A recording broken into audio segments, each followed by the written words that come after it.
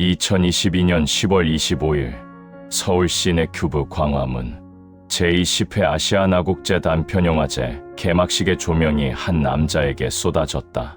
스크린 속에서 반세기 넘게 시대를 대변해온 얼굴, 안성기였다. 그러나 그날 대중이 마주한 그의 모습은 익숙한 강건함과는 거리가 멀었다.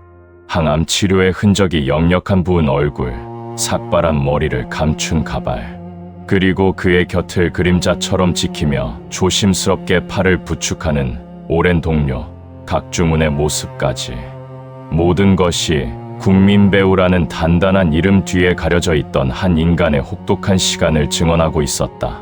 장내에는 안타까움과 걱정이 무겁게 내려앉았다. 마이크 앞에 선 그는 그러나 평생을 지켜온 특유의 온화한 미소를 잃지 않았다. 제 건강을 너무 걱정해 주시는데 아주 잘 지내고 있습니다. 담담한 한마디는 자신을 향한 연민을 정중히 거절하는 배우의 품격이었고, 육체의 쇠락에 결코 잠식당하지 않겠다는 정신의 선언이었다. 불과 한 달 전, 그는 다른 인터뷰에서 이렇게 말했다. 오래오래 영화배우로 살면서 여러분들과 즐거움을 나눴으면 좋겠습니다. 그날 밤, 사람들은 무대 위 위태롭게 서 있는 노배우의 모습에서 한 직업인의 숭고함을 보았다. 육신은 쓰러져가도 배우로서의 의지만은 더욱 선명하게 타오르는 그 극명한 대비가 만들어낸 경외감이었다. 이토록 꺾이지 않는 정신, 한평생을 관통해온 그의 의지는 어디에서 비롯된 것인가? 그 대답은 이 모든 영광과 시련이 시작되기 훨씬 이전, 폐허 속에서 한 아이가 자신의 의지와 무관하게 카메라 앞에 섰던 그 순간으로 거슬러 올라간다. 전쟁의 상흔이 채 아물지 않은 1952년 서울에서 태어난 아이에게 세상은 거대한 촬영장이었다. 당대 유명 영화 제작자였던 아버지 안화영의 손에 이끌려 5살의 나이에 김기영 감독의 영화 황혼열차에 올라탄 순간, 안성기의 삶은 이미 정해진 각본처럼 흘러가기 시작했다. 촬영장은 고된 노동의 현장이기보다 어른들의 예쁨과 맛있는 간식이 가득한 놀이터였다. 아이에게 연기란 그저 즐거운 놀이일 뿐이었다. 연기는 그냥 노는 것이었다. 촬영장에 가면 어른들이 다 예뻐해 주고 맛있는 것도 많았으니까 힘든 줄 몰랐다. 아이는 천재적인 재능으로 어른들의 기대를 가뿐히 뛰어넘었다. 1959년 영화 10대의 반항으로 샌프란시스코 국제영화제 아역 특별상을 수상하며 세계를 놀라게 한 소녀는 1960년대가 끝날 무렵까지 무려 70여 편의 필모그래피를 쌓아 올린 독보적인 아역 스타로 군림했다. 세상은 그를 영화 신동이라 부르며 찬사를 보냈지만, 그 화려한 조명은 아이의 내면 깊숙한 곳에 그림자를 드리우고 있었다. 돌의 아이들이 골목을 뛰어다니며 평범한 유년의 추억을 쌓아갈 때 그는 어른들이 짜놓은 감정의 틀 안에서 울고 웃어야 했다. 자신의 의지가 배제된 채 주어진 역할, 타인의 욕망이 투영된 찬사 속에서 소년의 자아는 뿌리 내릴 땅을 찾지 못하고 부유했다. 모두가 그의 미래를 장밋빛으로 점쳤지만 정작 소년 자신은 그 누구에게도 말하지 못할 질문을 품기 시작했다. 카메라 렌즈 너머의 진짜 세상은 어떤 모습일까? 안성기라는 이름 앞에 붙은 모든 수식어를 떼어냈을 때 과연 나는 누구인가? 박수갈채가 잦아들고 촬영장의 불이 꺼진 뒤에 찾아오는 공허함은 자신의 삶이 온전히 자신의 것이 아니라는 사실에 대한 어렴풋한 자각이었다. 그 채워지지 않는 갈증은 소년이 청년으로 성장하며 더욱 깊어졌고, 마침내 그는 자신에게 주어진 운명의 정면으로 반기를 들기로 결심한다. 화려한 스크린은 청년 안성기에게 벗어나고 싶은 굴레였다. 아역 시절의 영광은 성인이 된 그에게 아역의 저주라는 낙인으로 돌아왔다. 사람들은 그의 얼굴에서 과거의 귀여운 소년만을 떠올렸고, 그 어떤 성인 연기도 대중의 뇌리에 박히지 못했다. 배우가 아닌 다른 삶을 모색해야 했다. 그는 경동고등학교를 졸업하고 한국외국어대학교 베트남어과에 입학하며 의식적으로 영화계와 거리를 두었다. 전공을 살려 상사에 취직하는 평범한 삶을 꿈꾸기도 했다. 그의 인생에서 연기라는 단어가 완전히 지워지는 듯했다. 운명은 그러나 그를 전혀 다른 무대로 이끌었다. 학군 장교로 임관한 그는 포병 장교가 되어 베트남의 정글로 향했다. 그곳은 조명도 카메라도 각본도 없는 진짜 전쟁터였다. 전쟁터에서 포탄이 날아다니는 걸 보며 삶과 죽음의 경계를 느꼈다. 매캐한 화약 냄새와 귓전을 찢는 포성 속에서 그는 생애 가장 원초적인 공포와 마주했다. 어제의 전우가 오늘의 시신이 되어 실려나가는 비정한 현실 앞에서 스크린 속에서의 갈등과 고뇌는 한낱 유의처럼 느껴졌다. 만들어진 스타가 아닌 이름 없는 병사로 죽음의 경계를 넘나들었던 1년의 시간은 그를 송두리째 바꿔놓았다. 그 지옥 같은 경험의 끝에서 그는 역설적으로 삶의 의미와 자신의 정체성을 발견했다. 그것은 다름 아닌 배우였다. 포탄이 빗발치는 참호 속에서 그는 비로소 깨달았다. 다시 배우를 해야겠다고. 그러나 이번에는 아버지에 의해서가 아닌 온전히 자신의 의지로 돌아가야겠다고. 죽음의 문턱을 넘어본 자만이 표현할 수 있는 삶의 진실을 연기하고 싶다는 뜨거운 열망이 가슴 속에서 차올랐다. 그 경험이 없었다면 아마 다시 배우를 할 생각은 못했을 것이다. 군 제대 후 1977년 그는 병사와 아가씨들이라는 영화로 조용히 스크린에 복귀했지만 세상의 반응은 차가웠다. 전쟁터보다 더 혹독한 것은 무관심이었다. 하지만 그는 흔들리지 않았다. 이제 그에게는 기다릴 수 있는 힘이 있었다. 병사는 돌아왔지만 세상은 그를 알아보지 못했다. 컴백은 실패한 것처럼 보였다. 그러나 10년 가까이 스크린을 떠나 전쟁터의 포연과 세상의 무관심을 통과한 그의 내면에는 이전과 비교할 수 없는 단단한 무엇인가가 자리 잡고 있었다.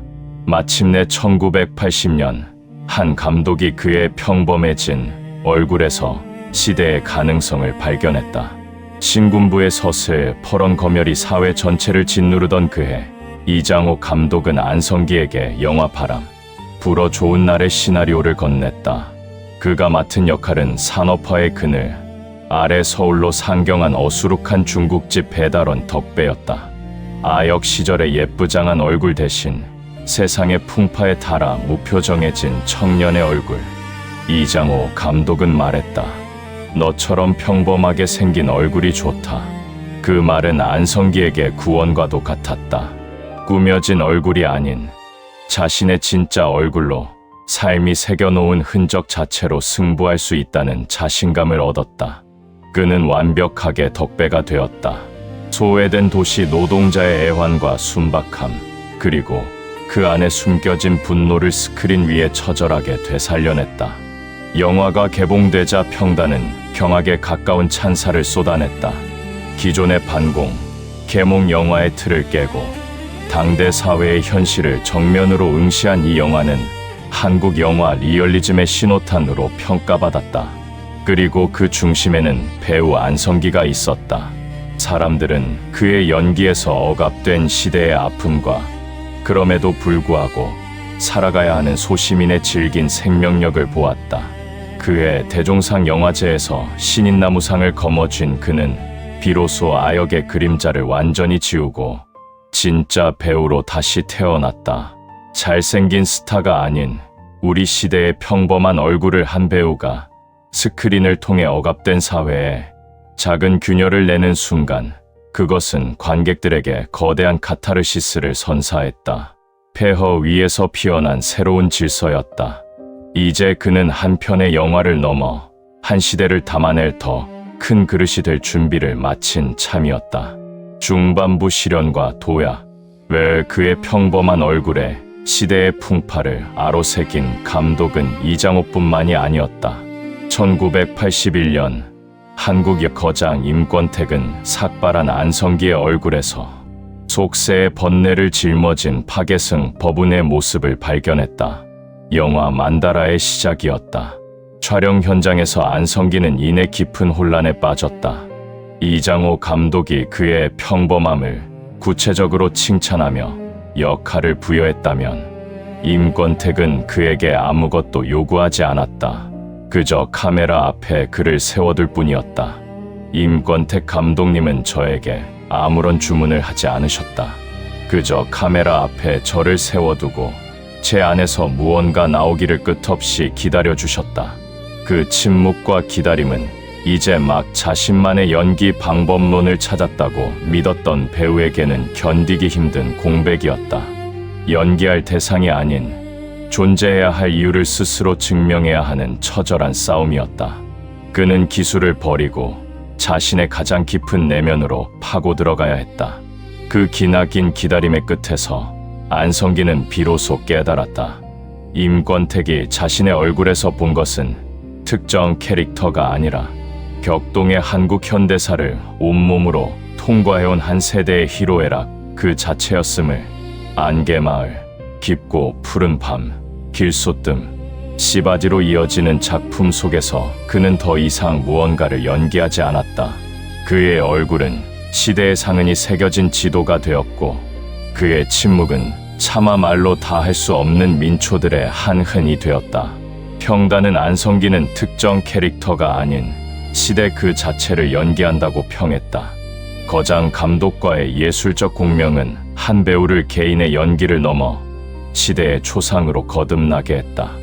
감독의 깊은 신뢰와 배우의 처절한 몰입이 만들어낸 시너지는 그를 80년대 한국 영화의 가장 중요한 상징으로 만들었다. 시대의 아픔을 온몸으로 체화한 배우. 그것은 안성기에게 주어진 영광이자 굴레였다. 80년대가 민주화의 열망과 함께 저물어 가던 1988년, 그는 또 한 번의 운명적인 만남과 마주한다. 박광수 감독의 영화 칠수와 만수에서 그는 자신과는 정반대의 에너지를 가진 젊은 배우 박중훈을 만났다. 민주화의 열기가 분출하던 사회 분위기 속에서 부조리한 현실을 통쾌하게 풍자한 이 영화는 그에게 완전히 새로운 세계였다.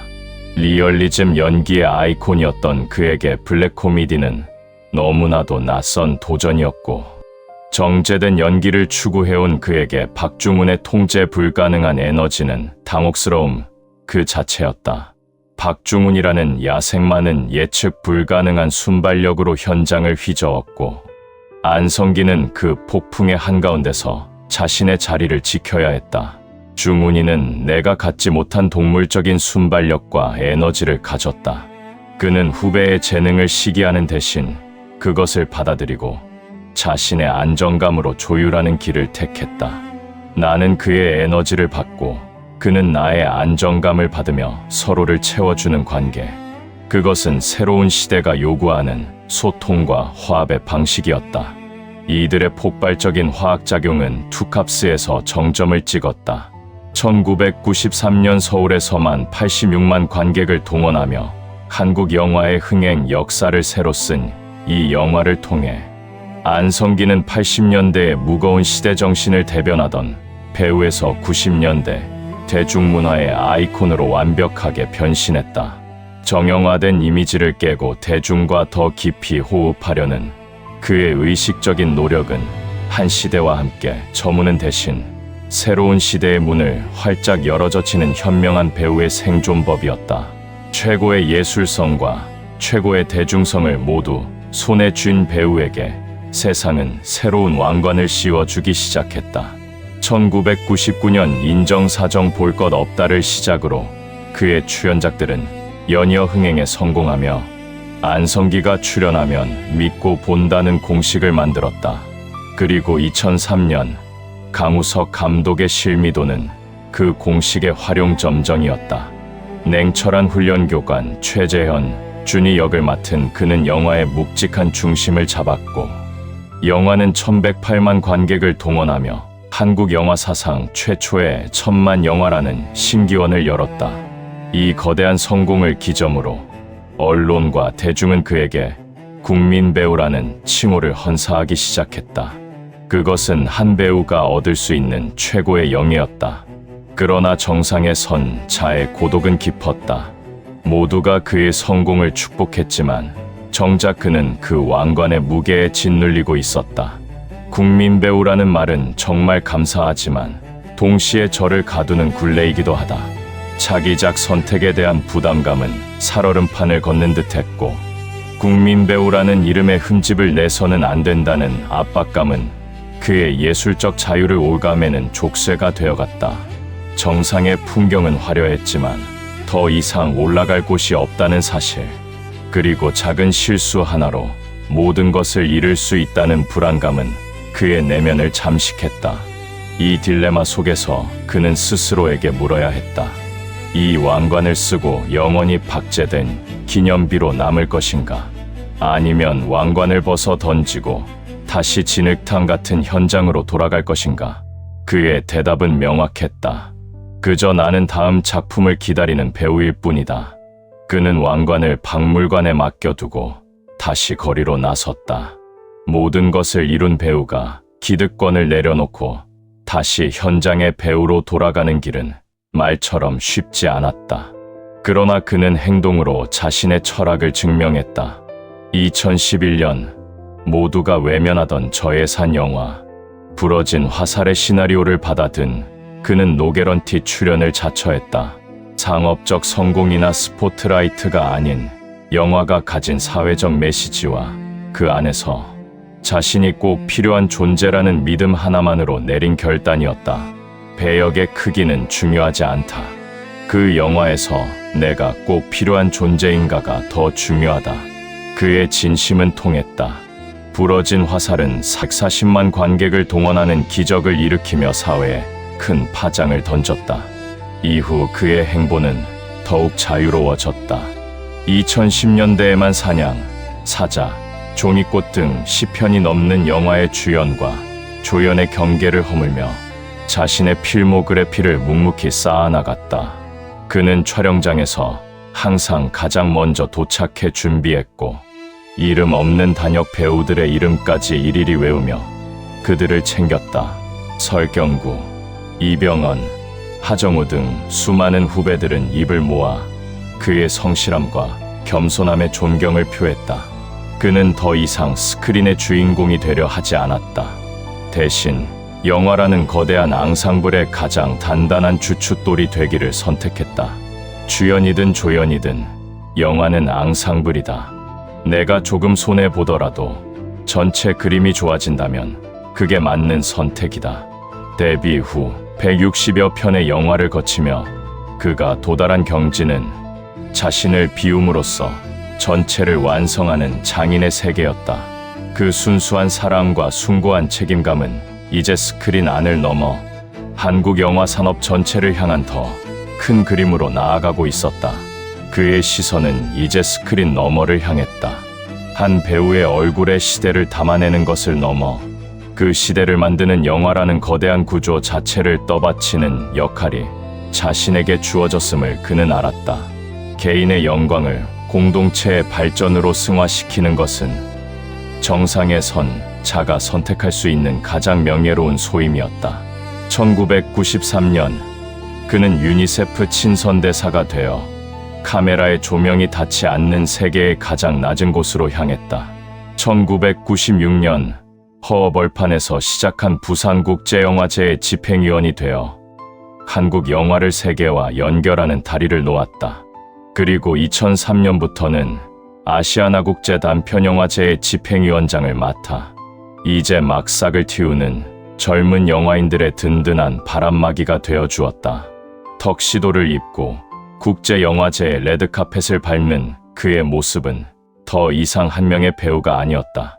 특유의 젠틀함과 유창한 외국어 실력으로 무장한 그는 한국 영화계를 대표하는 외교관이자 가장 신뢰받는 얼굴이었다. 그는 자신의 영향력을 사적인 부와 명예를 위해 사용하지 않고 오롯이 다음 세대를 위한 토양을 다지는 데 쏟아부었다. 영화는 세상을 바꾸는 가장 부드러우면서도 강력한 무기다. 나는 그 무기를 만드는 사람들을 돕는 역할을 하고 싶을 뿐이다. 그의 말에는 스크린 밖에서 한국 영화라는 공동체의 성장을 위해 헌신하는 공인공연으로서의 깊은 책임감이 배어 있었다.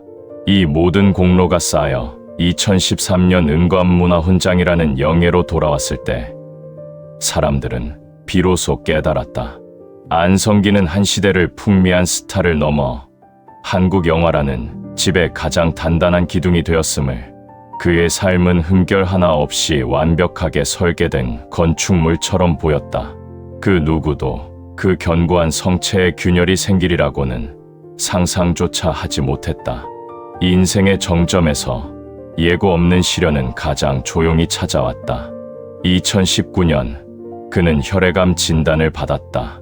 국민배우라는 강인한 갑옷, 수십 년간 단 한 번의 구설 없이 자기관리에 철저했던 반듯한 이미지 뒤에서 그는 홀로 고통스러운 싸움을 시작했다. 외부에 알리지 않은 채 조용히 시작된 투병은 잠시 희망을 보이는 듯했다. 2020년 완치 판정을 받았지만 기쁨은 짧았다. 이듬해 암은 더욱 맹렬한 기세로 그의 몸을 다시 덮쳤다. 항암 치료는 배우의 가장 큰 자산인 육체를 사정없이 무너뜨렸다. 탈모로 머리카락이 모두 빠졌고 온몸이 부어올라 예전의 모습을 찾아보기 힘들었다. 그가 평생을 지켜온 단단한 성체는 속절없이 허물어지고 있었다. 그럼에도 그는 쓰러지지 않았다. 투병 중에도 신영균 예술문화재단 이사장으로서 시상식을 주관하는 등 공식 활동을 멈추지 않으며 자신의 자리를 지켰다. 하지만 더 이상 병마의 흔적을 감출 수는 없었다. 마침내 2022년 9월, 그는 언론을 통해 자신의 병을 공식적으로 인정했다. 강철 같았던 국민배우의 나약한 모습이 세상에 처음으로 드러나는 순간이었다. 이 머리 삭발로 영화를 찍을 순 없을 것 같고 더 건강한 모습으로 돌아오겠다. 그의 담담한 고백에는 염려를 끼친 것에 대한 미안함과 함께 배우로서의 삶이 단절될지도 모른다는 한 인간의 깊은 절망이 배어 있었다. 평생 카메라 앞에서 살아온 그에게 카메라 앞에 설 수 없다는 선고는 사형 선고나 다름없었다. 한 시대의 상징이 쓰러져가는 모습을 보며 사람들은 안타까워했지만 그 절망의 잿더미 속에서 오히려 꺼지지 않는 불꽃이 타오르고 있음을 아는 이는 많지 않았다. 죽음의 문턱에서 그는 삶의 가장 본질적인 질문과 마주했다. 그리고 그 답은 언제나 같았다. 현장이었다. 2024년 봄, 구 김수용 감독의 일주기 추모식에 나타난 그의 모습은 눈에 띄게 호전되어 있었다. 위태로움 대신 평온함이 깃든 얼굴, 조심스럽지만 단단한 걸음걸이는 기나긴 어둠의 터널을 지나온 자의 흔적이었다. 그리고 곧이어 기적 같은 소식이 들려왔다.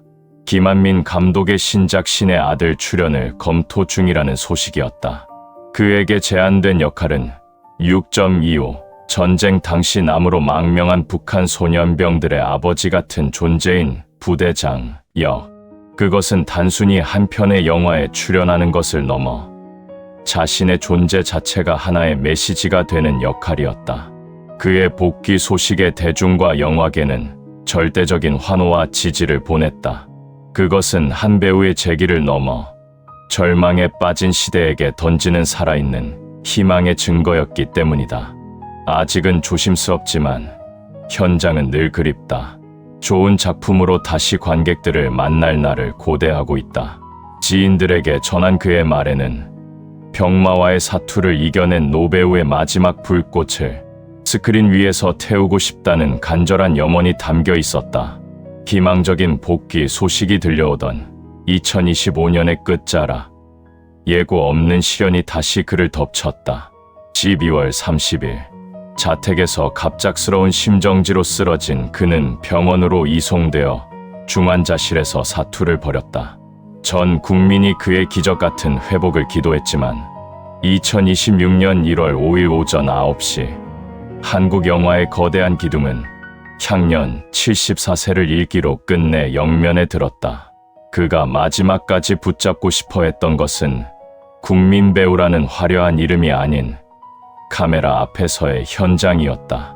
비록 예고되었던 차기작 신의 아들을 통해 관객과 직접 마주하는 약속은 지키지 못하게 되었으나 그가 69년 동안 스크린에 새긴 170여 편의 기록은 한국 영화사 그 자체가 되었다. 이제 그는 아역 시절 뛰놀던 그 옛날의 골목길처럼 고통도 암세포도 없는 평온한 곳에서 영원한 휴식에 들어갔다. 육신은 우리 곁을 떠났지만 그가 보여준 불굴의 의지와 인격적 품격은 안성기라는 이름과 함께 한국인의 가슴 속에 영원히 지지 않는 별로 남을 것이다.